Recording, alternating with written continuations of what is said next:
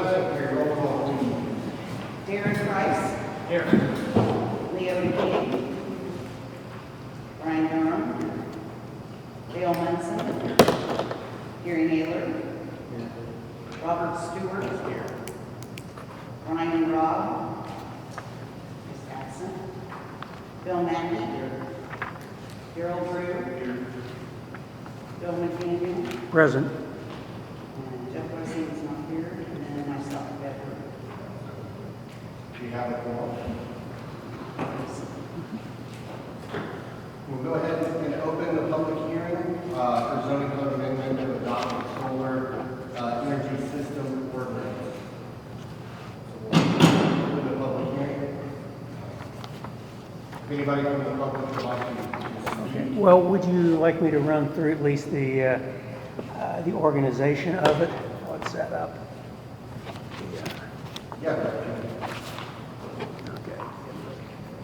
Okay, let's see. Okay.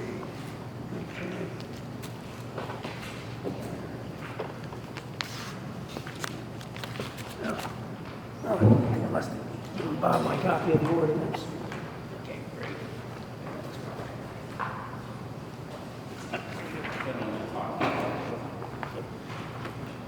All right. Okay.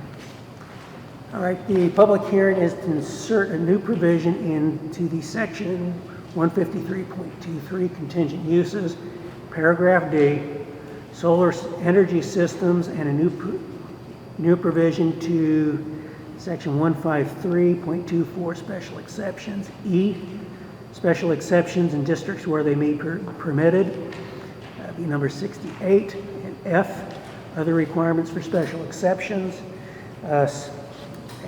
Number 68, solar energy large-scale solar farms, for a special exception. Now, the first part is actually is a contingent use to solar systems. The first part is the purpose. Okay, it'd be permitted as a contingent use with small-scale systems, residential, and then when it gets to large-scale and then also the solar farms, it requires commercial scale requires a special exception. Okay, the language then, we have a section on the definitions, which is a critical part of every ordinance because that guides you on how to interpret. Now we have then the types and sizes of solar energy systems. Okay, we have types are roof mounted and also ground mounted. Sizes of solar energy systems, we have what's referred as micro scale solar energy systems, small scale. There's the medium scale solar systems, which most of it has seen what would qualify as that, such as some of the ones over by the ball fields for the new ball fields for the city, and then also the school corporation. And the large scale is for systems that occupy more than 1 acre, but less than 10 acres of panel area. And then farm scale is more than 434,000 square feet of panel area, which is more than 10 acres. Now then we have the section on the general approval and development practices. The first part in there are the setback and separation distances. Now and it's for the small scale, it's pretty much comparable to any of the existing for dwellings and businesses. The farm scale solar energy systems shall be set back 75 feet from all property lines and 250 feet from the nearest corner of residential structures and from a non-agricultural zoning district. Interior property lines don't have setback requirements. Okay, the roof mounted is allowed not to exceed 5 feet above the roof line. The ground mounted not to exceed 15 feet. And then the farm scale, the maximum height for farm scale and the large scale is 30 feet in height. Okay, then we have the lot coverage. Then there's the drainage and erosion control, which plans need to be submitted as part of the applications for the special exceptions for large scale and Okay, large scale and solar farms. Okay, then we have additional buffer requirements. There shall have a 25-foot, for large scale and farm scale, you shall have a 25-foot planted buffer along the perimeter of the project area. The buffering shall be a minimum of 3-row, 4-season tree stand providing 4-season screening with offset spacing to minimize the view of the project area. Buffering may replace 1/3 of the trees with native shrubs to provide wildlife habitat. Plant materials used in the vegetative buffer shall be drought-tolerant, non-invasive species. Okay, it must be approved by the Fayette County Drainage Board or the City of Connersville Drainage Board. And the solar system components must be a minimum of 75 feet from any county ditch, tile, stream, or river. Okay, another part is requirements to repair all damage that happens during construction. It'll be reviewed by a technical advisory committee. Okay, everything must meet the floodplain regulations because this also involves anything with FEMA, the Corps of Engineers, and also the DNR. Okay, all ground-mounted electrical and control equipment shall be located and secured with unauthorized access. And it's unlikely to really have lighting, but there's a lighting requirement. Okay, the applicant shall certify that the applicant will comply with damage to underground facilities law, Indiana Code 8-1-26, and the company regulations of the Indiana Utility Regulatory Commission. Decommissioning agreement must be executed by the applicant. A traffic management plan shall be approved by the county highway superintendent and Fayette County Board of Commissioners. A property operation and maintenance plan shall be submitted with the special exception application. The facility shall have a perimeter security fence. All medium scale, large scale, and farm scale solar energy installations shall be surrounded by a security fence of not less than 8 feet in height and not more than 12 feet in height in order to prevent unauthorized access. Okay, barbed wire, razor wire are not permitted. The security fence may be located on the project area of the vegetative buffer to, that would reduce the views of the actual fence be behind the buffer.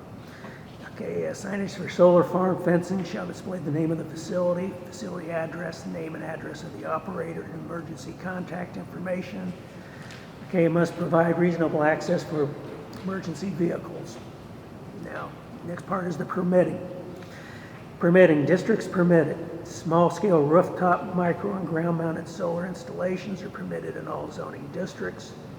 Okay, micro solar systems are exempt from permit requirements. That's the type of systems that will operate, can be used to operate, say, you'll be charging the batteries for an electric fence, emergency lights, traffic lights, things along those lines. Okay, medium-scale ground-mounted solar installations are permitted in all zoning districts. Large-scale and farm-scale solar installations are permitted as a special exception in the RS, residential suburban, A1, A2, industrial 1, and industrial 2. In large-scale and farm-scale solar installations are not permitted in residential 1, residential 2, residential 3, local business, planned business, general business, medical services, and FEMA-designated special flood hazard areas. Okay, now the application submission requirements for the small scale is for a rooftop requires engineer assessment, for verified structural integrity. Roofs, medium scale, rooftop, once again, it's a engineering assessment. And we have application submission requirements and a complete building application for all projects will include the solar system specifications, including manufacturer model information, module design and site plans, and equipment used as part of a large-scale, commercial-scale solar project must be certified as having passed the Environmental Protection Agency's toxicity characteristic leaching procedure. And the business plan indicating how all conditions will be addressed for large-scale and farm-scale solar systems. Okay, a technical review committee site plan approval is required for medium-scale, large-scale solar energy systems. Okay, any system upgrades will require a new building permit. Then we have all the requirements of the site plan. And I think one in particular is, of course, property lines, changes to the landscape and the grading, vegetation, clearing, planting, exterior lighting, screening, vegetation or structures. Drawings of the solar system shall show the proposed layout of the system, distance between the proposed solar collector and all property lines, tallest finished height of the solar collector. Okay, name and address of all contract information for the system installer.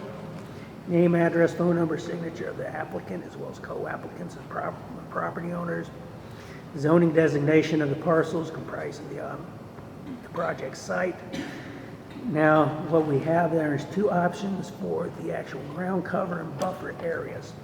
And these are both of them are to have, okay, native, okay, non-invasive, drought-tolerant plants. So the plants, grasses, and then also the wildflower type plants.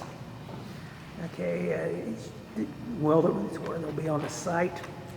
Okay, now what I know some people have asked questions about are the foundations. Qualified engineer shall certify prior to application for building permits that the foundation and design of the solar panel racking and support is within accepted professional standards given local soil and climate conditions. Power and communication lines.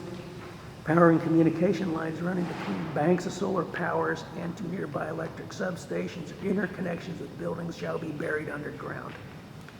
Exemptions may be granted by the Fayette County Board of Zoning Appeals, instances of shallow bedrock water courses or other elements of the natural landscape interfere with the ability to bury lines. Okay, power and communication lines between the project and the point of interconnection with the transmission line can be overhead. Okay, that's fencing, but we already went over the fencing. Now, stormwater and NPDES, that's National Pollution Discharge Permit. Now, the non-point pollution discharge elimination system. Large and community scale projects are subject to Fayette County stormwater management, erosion, and sediment control provisions and non-point pollution discharge elimination permit requirements.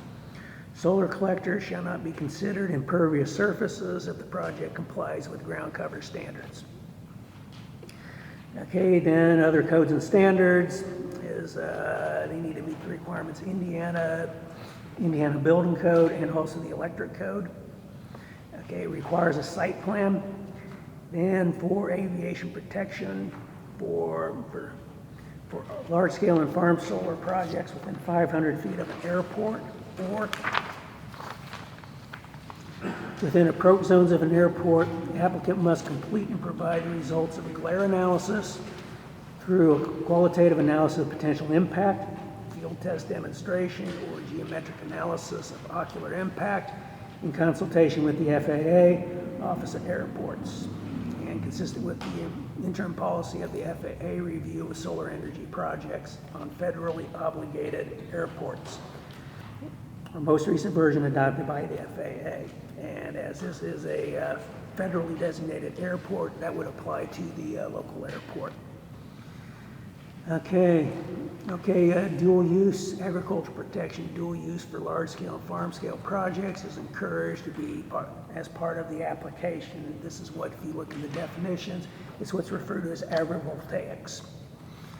Okay, now what I'm sure a lot of people have concerns about is the abandonment and decommissioning requirements, because I know we had plan commission members who were concerned about this. And the small scale, medium scale, large scale removal requirements. Any ground mounted solar systems which have reached the end of its useful life or has been abandoned shall be removed by the owner or the operator. The owner or operator shall physically remove the installation no more than 150 days after the date of discontinued operations. The owner or operator shall notify the Fayette County Department by certified mail of the proposed date of discontinued operation and plans for removal Decommissioning shall consist of physical removal of all solar energy systems, structures, equipment from the site, disposal of all solid hazardous waste that may occur in accordance with local, state, and federal waste disposal regulations. Verification of proper hazardous waste disposal must be provided to the Area Plan Commission office. And the stabilization and revegetation of the site is necessary to minimize erosion.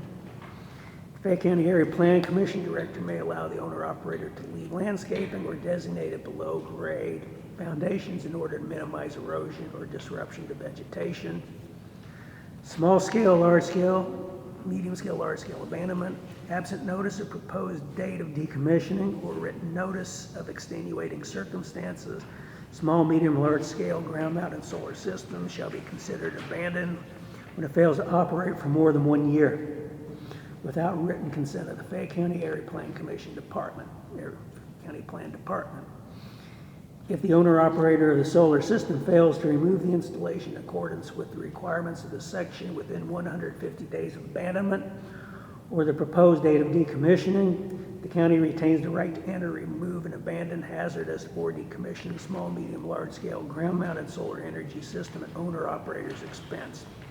As a condition of site approval, the applicant and the property owner shall agree to allow entry to remove and abandon or decommission installation. Okay, farm-scale construction decommission and removal requirements. Prior to the issuance of improvement location and building permits, a decommissioning plan must be approved by the Board of Zone Appeals and recorded with the Fayette County Recorder, cross-referenced to the deeds to all associated project parcels. Once a project has not generated energy for 1 month, the developer owner shall notify the Area Plan Commission Director. Once a facility has not generated power for 12 consistent months, the decommissioning plan shall be activated. The decommissioning plan will include, but is not limited to, the following: lifetime of the project, timeline for construction and general operation, decommissioning cost, including salvage value of materials. Restoration and reclamation requirements shall adhere to the following: restoration of the pre-construction surface grade and soil profile after removal of the structures, equipment, and gravel areas and access roads. Revegetation of restored areas with crops, native seed, mixed plants, native plants, species suitable to the area. For any part of the solar energy system on leased property, the plan may incorporate agreements with the landowner regarding leaving access roads, fences, gates, or repurposed buildings in place of regarding restoration of agricultural crops or forest resource land. Any remaining structures must be in conformance with all ordinances and regulations in effect at the time of decommissioning. Copies of said agreements must be provided as part of the decommissioning plan pending approval of the Fayette County Area Board of Zoning Appeals. Now, there's a requirement of bonds and financial assurance. And bond and financial assurance that will cover reconstruction of public infrastructure due to construction activity related to solar energy system installation that would be approved in association with traffic management plan. Bond or financial assurance that will cover damage to drainage infrastructure that may be damaged during the construction process, beginning once its construction is completed and is to last for 5 years once construction has been completed. Bond or financial insurance that will cover decommissioning of the solar energy system as described in the decommissioning plan. Bonds and financial assurance shall be reevaluated every 3 years with contributions adjusting at that time to cover costs at the time of decommissioning. The amount of bonds or financial assurances must be approved by the Fayette County Commissioners. Financial surety requirements. Prior to receiving an improvement location permit, any owner of a solar energy shall establish a cash security fund, bond, irrevocable letter of credit, or other means as determined by the Fayette County Board of Commissioners. This fund is meant to secure payment of removing any abandoned solar energy system. The removal shall include the solar panels and associated equipment and buildings that have been determined to be abandoned or found to be in non-compliance with this chapter. The fund shall continue to be maintained at the amount of 125% of the cost of demolition and removal of the solar energy system, based upon an estimate of the cost of demolition and removal by a licensed engineer agreed upon by the developer and the county commissioners. The established fund will be used by Fayette County to deduct fines and penalties for noncompliance with this chapter or other applicable laws. Any reduction in the security fund provided because of deductions of fine, penalties, or removal costs shall be replenished to the total of the required amount within 30 days after notice from Fayette County of the amount deducted and the deficiency created hereby. Within 3 months after the solar energy system is removed, any remaining funds on deposit with Fayette County pursuant to this chapter after application of above all expenses provided for herein shall be refunded to the appropriate owner or provider who created the security fund. The requirement for security fund shall not apply to a municipal corporation or a school corporation as defined in Indiana Code 36-1-2-10 and 17 respectively. Enforcement. In the event of a violation of this section, the area planning executive director may enforce the ordinance using the rights and remedies provided in the zoning ordinance. Road repairs. Any road damage caused by the construction of equipment, installation of the same, or the removal of the same shall be repaired as per the road use and maintenance agreement approved by the county commissioners.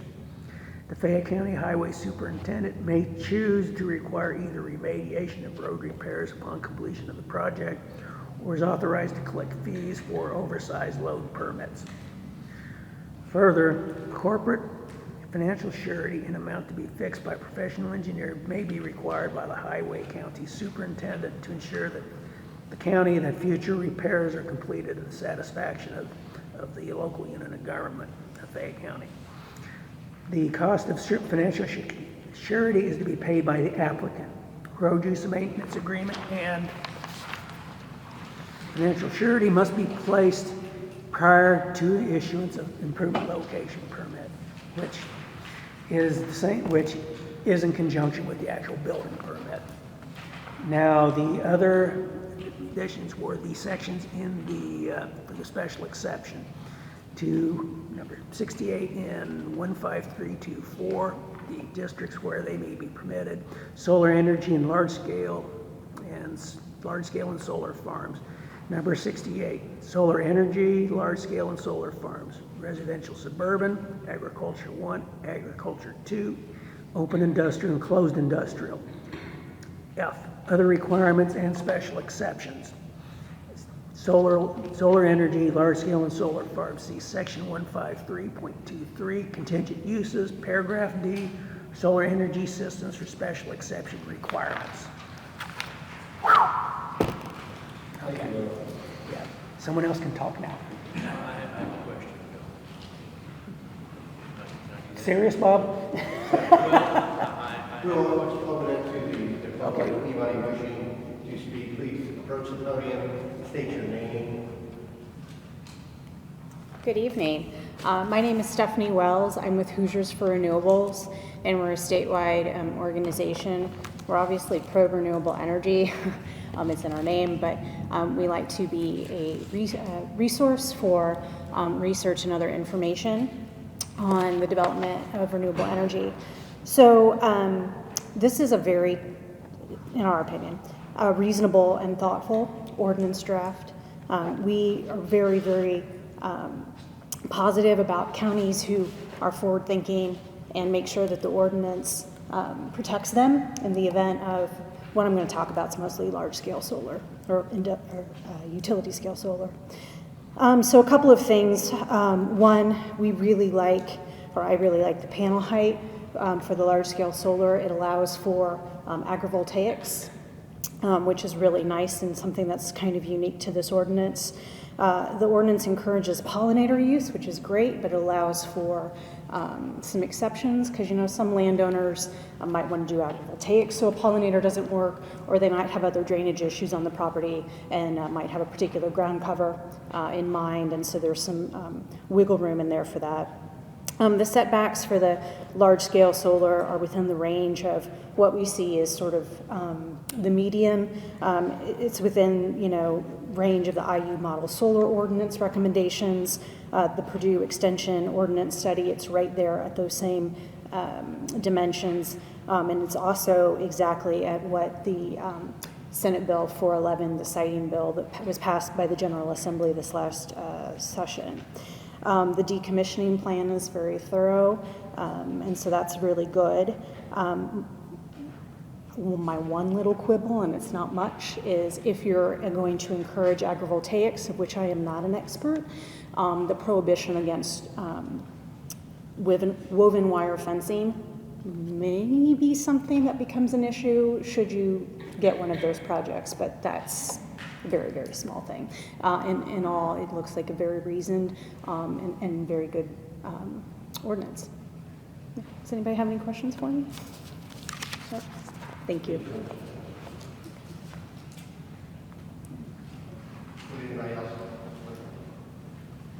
I just got 2 questions. My name's Chris Boggs. Boggs, B-O-G-G-S. Oh, could you please write down on that, right there in front of you, put your name on the list there? Okay. Yeah. It'll help Bev because it's kind of echoey at times in here, the sound with the video. Is there a maximum percent of tillable land that you'll allow to go into this in the county? Okay, maximum amount of tillable land as in, If there's 10,000 acres in the county that are considered tillable, is there a percent that you'll cap this at? Because no, we as we do not have a cap set on the percentage of tillable land in Fayette County. Because, to me, urban sprawl, houses are going in and, there's a lot of things pulling that farm ground. Yep. And so, I just want to know if there's a max that you'll allow. And also, like on the larger ones, why don't they use the same setbacks as the hog CAFOs? The hog CAFOs, they got pretty stringent setbacks. I know a lot of that's set by state, but, they're eyesores and everything else too. So why not use the same standard? Because, hog barns can increase the productivity of farm ground to allow, the next generation to come into a farm. Thank you. Thank you, Mr. Walls.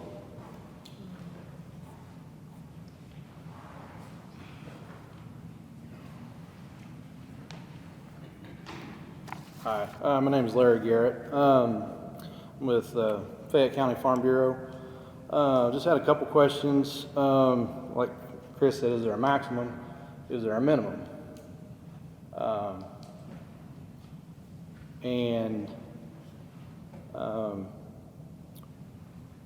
Are there any thoughts on, in other states, there have been, or there are quite a few producers that are grazing sheep or even cattle under these. Are there any provisions to maybe think about that? I spoke with a producer in Rush County, and she was approached about putting one on her property, and she asked about grazing, and they said, yeah, you can graze anything but goats. Well, that's all she raises.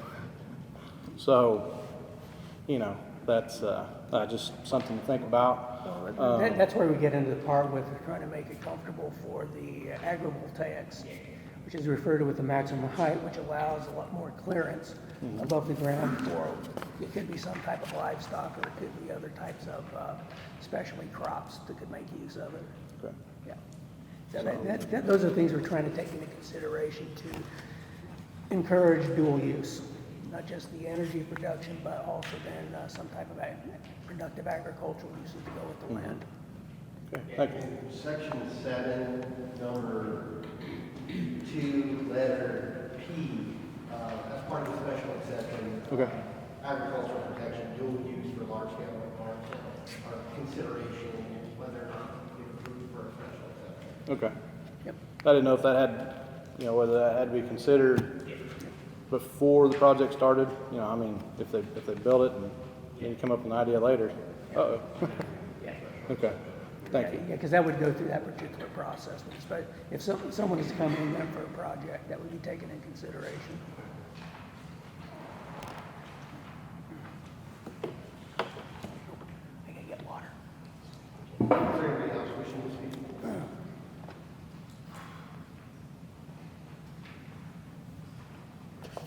My name's Karen Tower. Karen Tower. Tower, Tis and Tom, O-W-E-R. I just had a couple of questions. I like the idea of is there maximum. I'm a real proponent of we need to protect our agricultural land. And therefore, you know, if we could have some kind of a limit, that would be great. I'm also concerned, I have to bring up the drainage.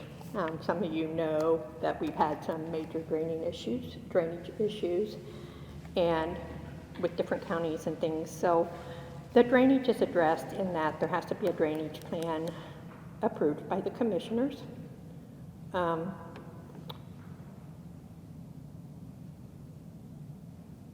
Who would create that drainage plan?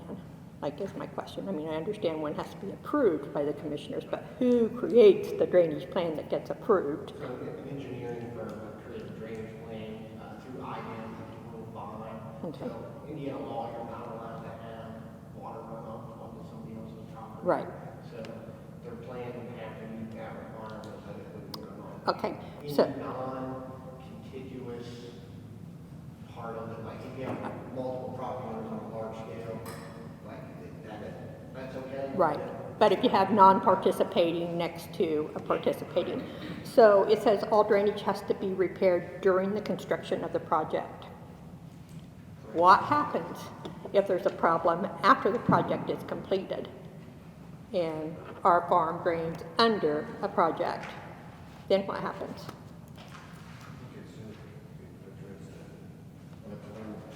I missed it. If it. Okay, so that's that's a question. That's just something I'm pulling up here.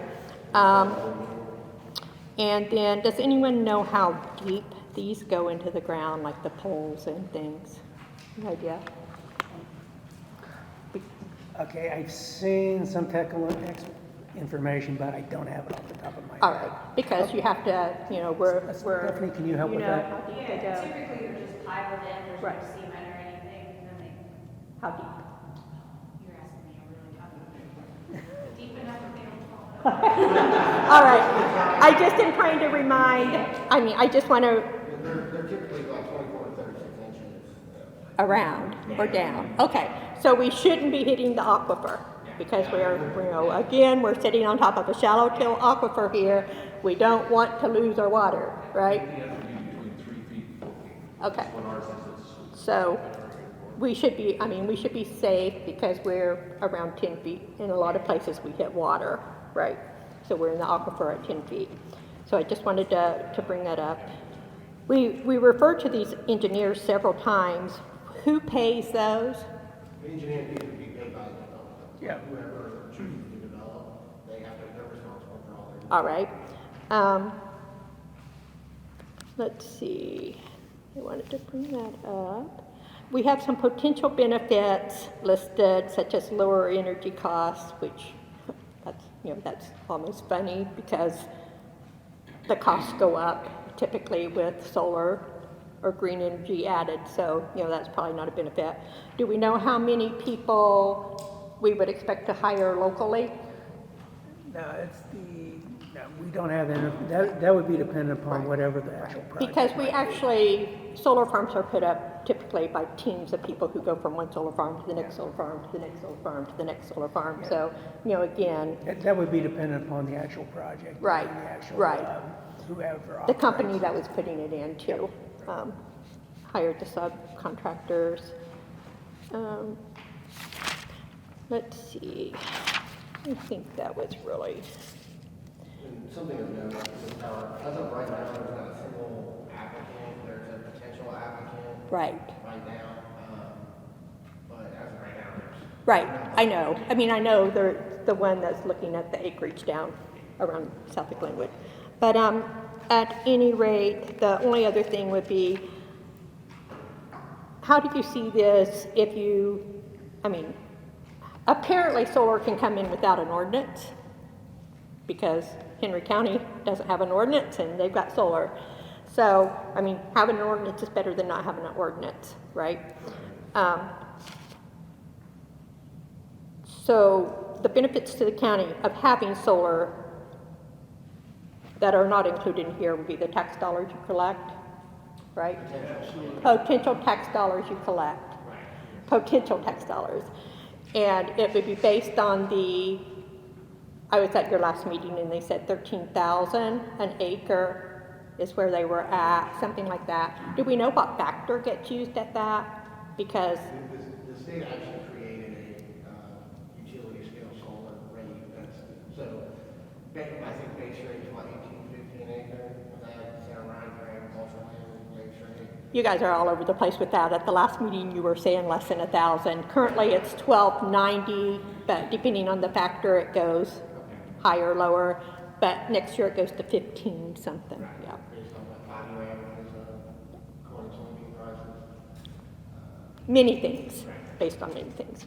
But at any rate, those are my questions. I just wanted to, you know, like I say, we have had some real drainage issues. And so it concerns me when we are looking at, we're wet. This county in Indiana is wet. If we don't have good drainage, we're not going to be farming the land. So, you know, that's one thing that I'm a little concerned about is what happens. You didn't find anything else in there about it, did you? Did you see anything else about the drainage, about the tiles? I mean, I could have missed it. Is there a time period under the bonds? Yeah, I'd have to look through to find it, but All right. there's a time frame that they must be repaired. Okay, but that's just, you know, because it could be 5 years in and a tile blows. Did you find it? 5 years. Okay. Once the construction has been completed. So what if it's 10 years? Yeah. What if it's a 20-year project? You better be attentive to your drainage, I would say. But we're not allowed in the solar farm, so you wouldn't know if there was a blowhole in the solar farm causing a problem that was backing up in your drain, because it's not on your No, property. This is addressing if it's damaged, if it's damaged during construction. Right. After construction, it would be handled just like any other. Yeah, that's the fear, right? That's the fear. They've got a solar farm built. It's still owned by the neighbor. Right, but will they be allowed to go into a solar farm and start digging to fix a tile? I think that's in their contract. I mean, Okay. There's a lot of things that you're asking will be in the contract. Well, that's that would just be because of our experience in the last several years, drainage is an issue for me, so. And I want there to still be farmland, right? I want there to still be farmland to farm, not all sitting under solar panels. Thank you. Is there anyone else wishing to speak? If not, I would entertain a motion to close the public hearing. I have a second. All those in favor signify by saying aye.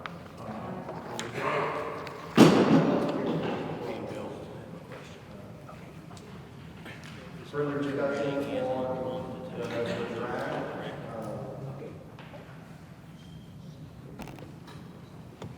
I know minimum and maximums were raised by the public, but,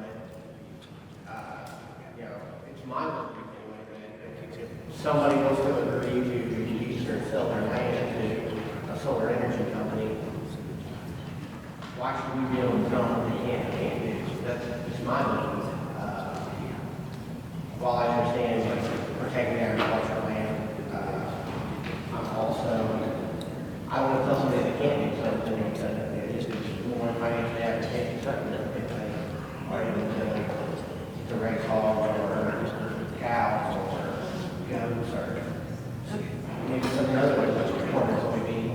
They're very heavy corn and soybean in Wayne County, but this opens up to a different type of agriculture usage and dual usage between two people who agree to it.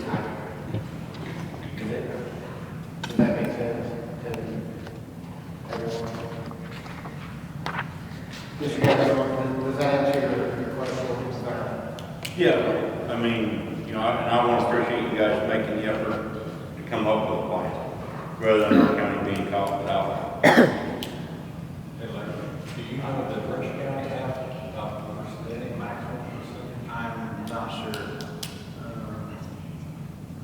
The two people, or the one lady that I talked to that had to go, she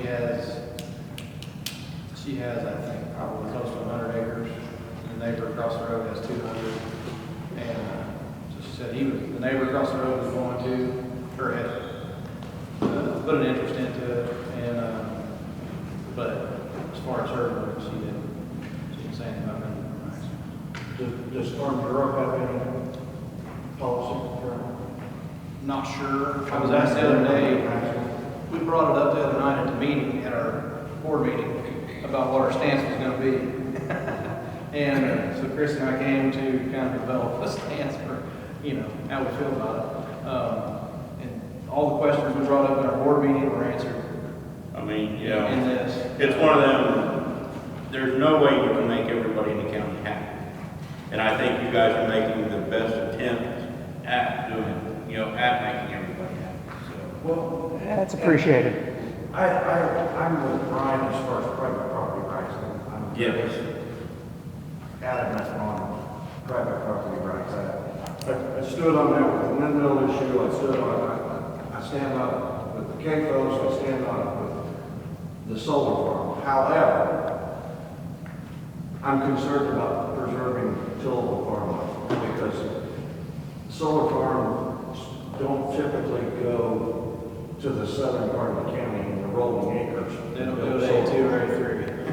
They want flat, they want easy access.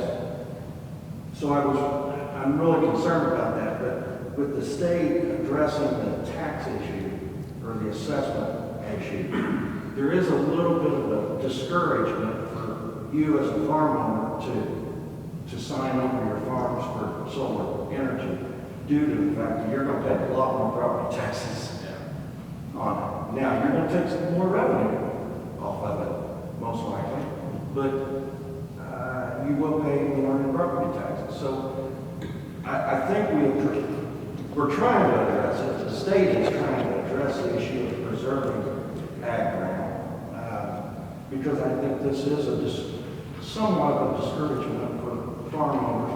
Now you take investors that come in from out of state or out of the country even. I'm not sure they care so much about the assessment on the property taxes, but the local owners, I think they'll think twice about it. If you want to lease more farm ground and pay higher property taxes at the same time, you know, maybe that will discourage them. Well, another one is it can be up to about 5 years from when you start looking at the project before a project's completed. It's the regulations, and then you're working to get in the queue for either the JPM or the MISO. Then they have to make a determination whether capacity exists for what you're proposing to put into the system.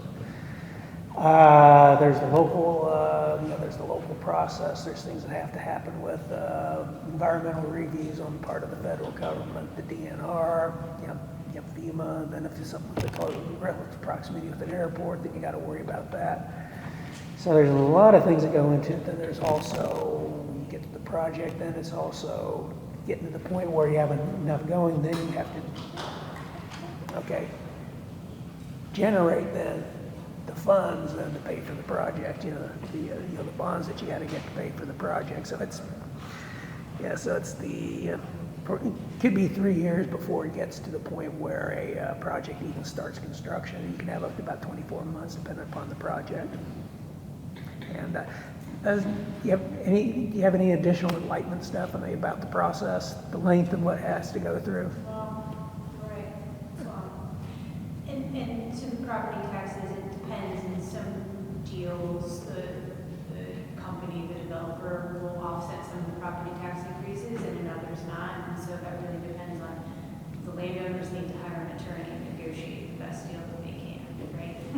Because the property taxes are the thing. brings in a lot more money to the county. The biggest questions we had at the Farm Bureau meeting was the decommissioning, and who was responsible for it, and just the fact, to get it back to where it was before. That was the only concerns that were really voiced, and, I think you guys have covered all that. I'm saying, Reed, I think you've done everything you can. Yeah. Yep. Well, and I think that was one of our biggest discussions was, at the end of the life, we don't want fields of these things just sitting there. Well, what we've got not brought up tonight is the fact they don't want all your farm ground. It has to be near the grid before they even think about using it. So a lot of the ground's not even going to be considered for what you're wanting to use it for. And I'm old enough to know we've been talking about preserving our farm ground for years. We've seen a lot of it disappear, but you know what? We're getting more per acre now than we ever have too. So I think we'll still feed each other one way or another and still make progress along the way, but we want to do it the right way.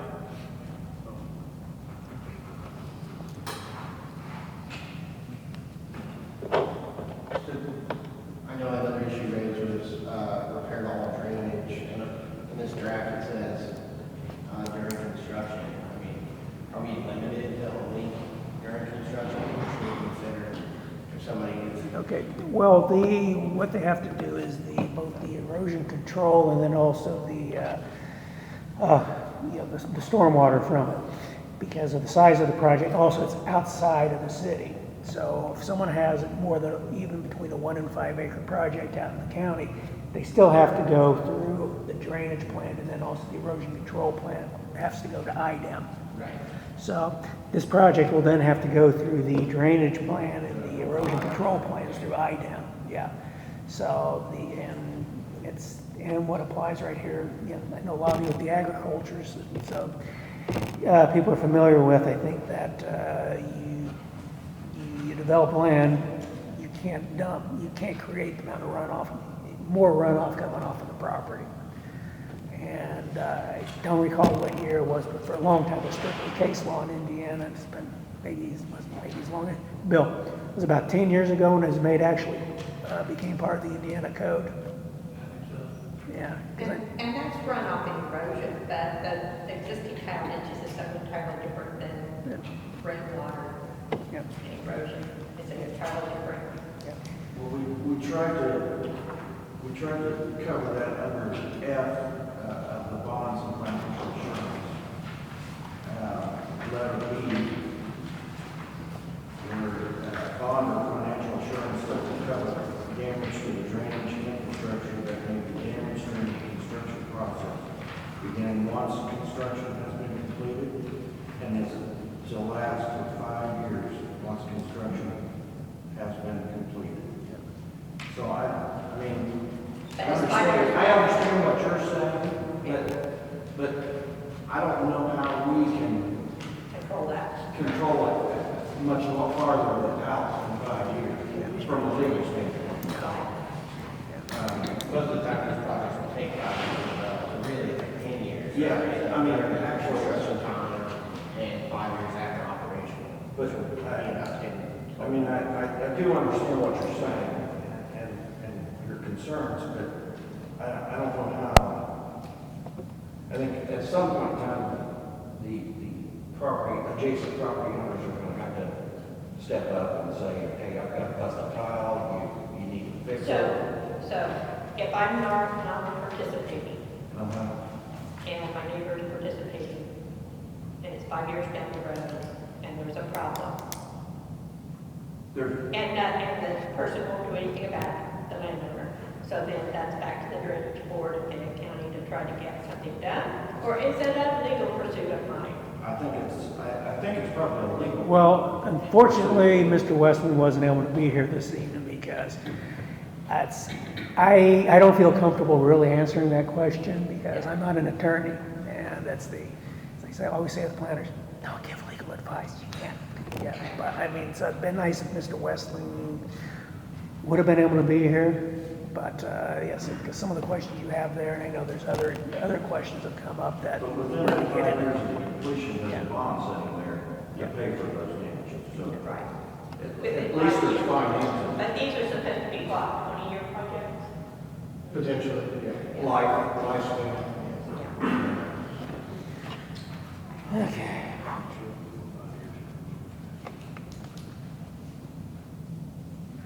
Does anyone else have anything they'd like to discuss on this? Okay.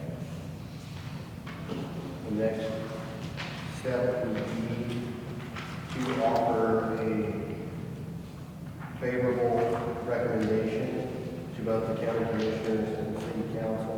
We need to make that change. Now, we can, if we need to make it later, we can make it later.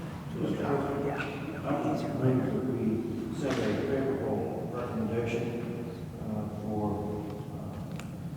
the solar ordinance that has been presented to us tonight to the Board of County Commissioners and the Connersville City Council as it's presented.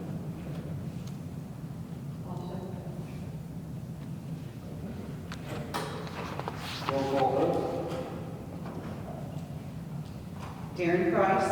Yes. Leo King. Brian Durham. Dale Munson. Yes. Gary Naylor. Yes.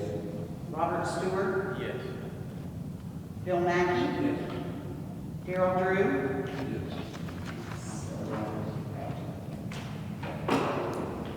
This motion passes for a favorable recommendation to the county commissioners and to city council. They too will have to have a public hearing. Well, actually, they don't have a public hearing. It's not a public hearing, this is the public hearing for it. So they does need to be done in a public meeting with the ordinance. Just like the cave. Yeah, just like they do with the confined feeding and anything else like that. So,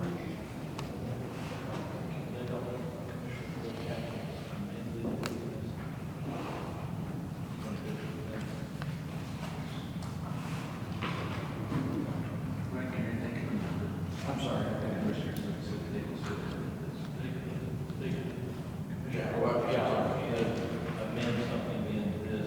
Just like yeah. They can amend it, then it would come back to us, and then it would be what the area plan commission, what they do about it, and then send it back.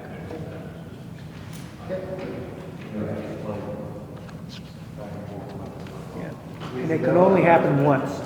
With no other